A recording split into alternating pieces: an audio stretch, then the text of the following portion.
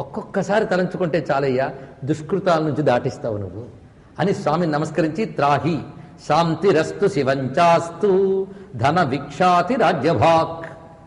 అది ఇందులో చివరిగా చెప్పినటువంటి మాట. అదేవిధంగా అమ్మవారికి ఆశ్వయుజ మాస వ్రతములు ప్రత్యేకించి చెప్పారు, మనకు అవి తెలిసినవి కదా. కనుక తిథివ్రత, వారవ్రత, నక్షత్రాది వ్రతములని వ్రతములు రకరకములుగా చెప్పబడుతున్నాయి. ఇందులో ఏకాదశి ఏ వ్రతం చేసినా చేయకపోయినా 4 వ్రతములు ముఖ్యంగా చేయమని చెప్తున్నాడు ఇక్కడ నారాయణుడు.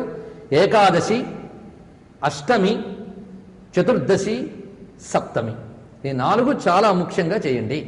ఇందులో ఏకాదశి విష్ణువునకు, అష్టమి దుర్గకు, చతుర్దశి శివునకు, సప్తమి సూర్యునకు.